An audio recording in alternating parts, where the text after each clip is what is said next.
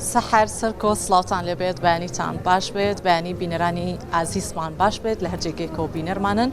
به هیوام همولکتان زور باش بن تندرسی کی باشتان هبید روزی کی زور خوش و آرامیش بسر برن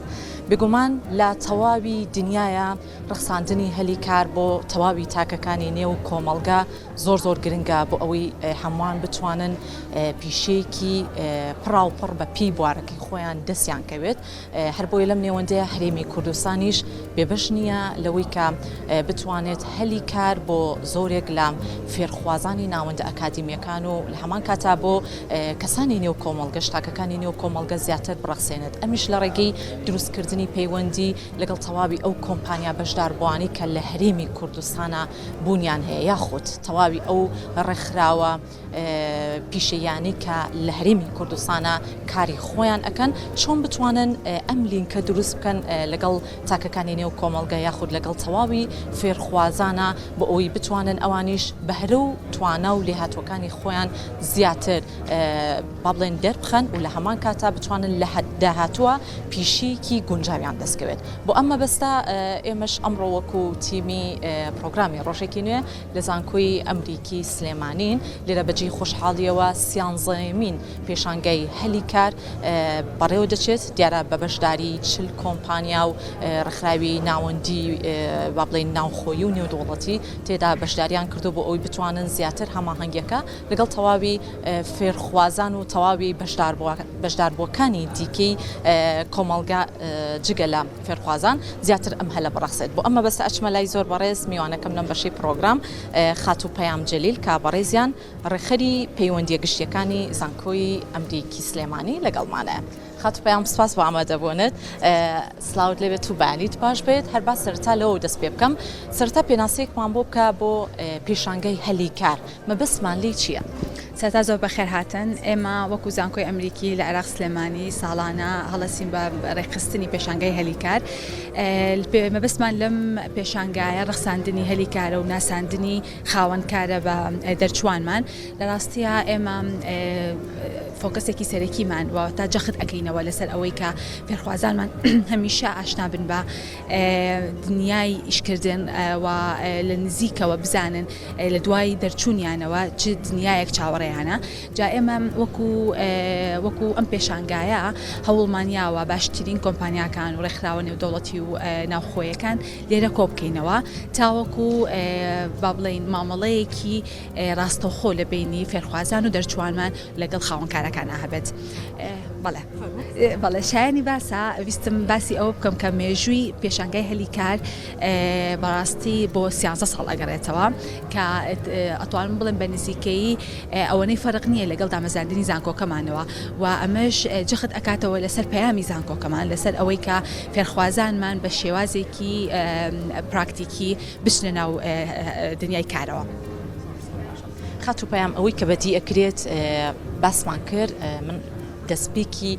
ڕاستەوخۆکە باسم لەو کرد چل کۆمپانیاتەیە بەشداریان کردووە کۆمپانیاکان کێوکێن ئەو ڕێکخراوە ناوخۆیی و نێودوڵەتیانی کە بەشداریان کردووە لە کێوە هاتۆن لە ڕاستیە ئێمە پێشانگاکەمان ڕێکخرا و کۆمپانیای زۆر جۆرا و جۆری لەخۆ گرتووە و ئەمەش مەبەستمان بوو کە جۆرا و جۆر بێ لەبەر ئەوەی ئێمە فێرخوازانمان لە چەند بەشێکی جیاوازەوە سەردانی ئەم پێشانگایە ئەکەن و مەبەستمان بوو کە هەموو فێرخوازێک یێتە ئەم پێشانگایەوە بتوانێت کە کۆمپانیایەک بدۆزێتەوە یاخود هەلی کارێک بدۆزێتەوە کە بە تەواوەتی لەگەڵ کارامەی و لێهاتووەکانی خۆیان ئەگونجێت جا ئەتوانم بڵێم لە زۆربەی بەشەکانەوە ئێمە کۆمپانیامان بانگێش کردووە و بە خۆشحاڵیەوە کۆمپانیای زۆر گەورە و کۆمپانیای نێودەوڵەتی لەگەڵوانە بەشدارن کە ئەمەش دەرفەتێکە بۆ فێرخوازان و دەرچوانمان نەک تەنها هی زانکۆی خۆمان هی زانکۆ پەیمانگەکانی تریش کە سوود لەم دەرفەتە وەربگرن و بتوانن لە نزیکەوە خاوەنکارەکان ببینن بزانن ئایا لە دنیای کارە چیان پێویستە لێهاتوویەکان چین کە پێویستە و چۆن پێویستە خۆیان ئامادە بکەن شایانی باسا کە لەم پێشانگایە تەنها هەلی کار موجود نییە واتە لەم پێشانگایە ئێمە تەنها تەرکیز ناخینە سەر دەرچوانمان بەڵکو ئێمە جەخت ئەکەینە سەر فێرخوازانی ئێستەمان کە ئێمە لە ڕێگای چەند خۆبەخشیەوە واتە هەلی خۆبەخشی و هەلی ڕاهێنان کە کۆمپانیەکان پێشکەشی ئەکەن توانیومانە فێرخوازانیش لەم پێشانگایە کۆبکەینەوە ئەوەی کە هەیە لە زانکۆی ئەمریکی عێراق سلێمانی زۆرێک لە بوارەکان هەیە، بواری پزیشکی، ئەندازیاری، کارگێڕی، تەکنەلۆژی، زۆرێک لە بوارەکان زۆرە. لە ماوەی ئەم سیانزەهەمین پێشنگایە تا چەندە تەواوی فێرخوازان و تەواوی دەرچوانی زانکۆی ئەمریکی لە عێراق سلێمانی تا چەندە توانیوانە پیشەیەکی گونجاو بۆ خۆیان دەسەبەر بکەن. لە ڕاستی ئێمە لە ماوەی ئەم 13 ساڵ ئەزمونەیە کە لە پێشانگای هەلیکارەوە کردومانە بینیمان کە ئێمە لە دوای ئەم هەلیکارەوە چەندەها فێرخواز و دەرچوانمان چەندین هەلیان بۆ ئەڕەخسێ، چەندین دەرفەتیان بۆ ئەڕەخسێ و بە شانازیەوە ئەڵێم کە دەرچوانی زانکۆی ئێمە بەڕاستی لە هەموو شوێنێکە جێ خۆیان کردوتەوە و بەشێکی زۆریان جێدەستیان دیارە لە ناو کۆمەڵگەیە. جا ئێمە توانیمان ئەو با بڵێن ئەو سیقەیە بە خۆمان بین کە بتوانین ئەم ساڵ بە جیاواز لە ساڵەکانی تر تەنها دەرچوو فێرخوازی زانکۆی خۆمان نەبێ، بەڵکو بکرێتەوە بۆ بەڕووی هەموو زانکۆ پەیمانگاکانی ترا. بۆیە لەم ساڵە پێشانگاکەمان بۆ ماوەی 2 ڕۆژ بەردەوام ئەبێ. واتە ئەمڕۆ کە 14 مانگە تەنها بۆ فێرخواز و دەرچووی خۆمانە و کۆمپانیاکان خۆیان ئەناسێنن بە فێرخواز و دەرچووی زانکۆکەی خۆمان، بەڵام لە سبەینەیە کراوە ئەبێ بەڕووی هەمووانە. ئەواتە هەر دەرچوو هەر فێرخوازێکی زانکۆکانی تر بێ، پەیمانگاکانی تر بێ لە هەموو هەرێمی کوردستان و عێراقیش بەگشتی ئەتوانن سەردانمان بکەن بۆ ئەوەی کە لە نزیکەوە کۆمپانیاکان ببینن، لە نزیکەوە ئەو هەلەی کە پێشتر بۆ فێرخواز و دەرچوانی خۆمان ڕخساندووە ئێستا ئەتوانین پێشکەشی دەرچوو فێرخوازی زانکۆکانی تری بکەین. پرسیار ئەەکەم خات و پەیام ئەوەی کە بەدی ئەکرێت ئەمڕۆ تایبەتە بە فێرخوازان و دەرچوانی زانکۆ، بەڵام سبەی کە با بڵێن 15 مانگ ئەکات لەم نێوەندەیە کەسانی دیکەش ئەتوانن لە دەرەوەی زانکۆی ئەمریکی عێراق سلێمانی بێن سەردانی پێشنگاکە بکەن. ئەمە تا چەندە گرنگە ئەزمموی ئەو کەسانش بە هەند وەربگیرێت. ڕەنگە ئێستا دەرچوویەکی زۆر هەبێت با بڵێن دانەمەزرابێت، بتوانێت لە ڕێگەی ئەم جۆرە پێشنگایانەوە پیشەیەکی زۆر باش بۆ خۆی فراهەم کات، تا چەندە دەرگاتان واڵا ئەبێت کە بەڕووی تەواوی کۆمەڵگەیە ئەو دەرچوانی کە تاوکو ئێستا دانەمەزراون هەلیکاریان بۆ فراهەم بکەن. لە ڕاستیە ئەوەی پێشانگای هەلیکاری زانکۆی ئەمریکی جێ ئاکاتەوە لە هەموو پێشانگاکانی تر کە بەڕاستی لە ماوەیە چەندین پێشانگای تریش کراوە و بە خۆشحاڵیەوە تەواو من باسی ئەەکەم لەبەر ئەوەی ئەوە مای شانازیە بۆ ئێمە کە ببینین هەموو زانکۆکان و هەموو پەیمانگاکان و هەموو دامەزراوە پەروەردەیەکان لە هەوڵی ئەوەیان کە سوودێک بە فێرخوازان و دەرچوان بگەێنن شانازیە بۆ ئێمە، بەڵام ئەوەی ئێمە جێ ئاکاتەوە ئەوەیە کە ئێمە بە شێوازێکی زۆر تایبەت لێ هاتووی کارامەیەکانمان جیا کردوێتەوە. واتە هەر فێرخوازێک یاخود هەر دەرچوێکە سەردانی ئێمە ئاکات بە تەواوەتی خۆی ئەبینێتەوە لەو هەلیکارەی کە دابین کراوە ڕخسێنراوە. واتە ئێمە فێرخواز و دەرچوانەکانمان بە شێوازێکی هەڕەمەکی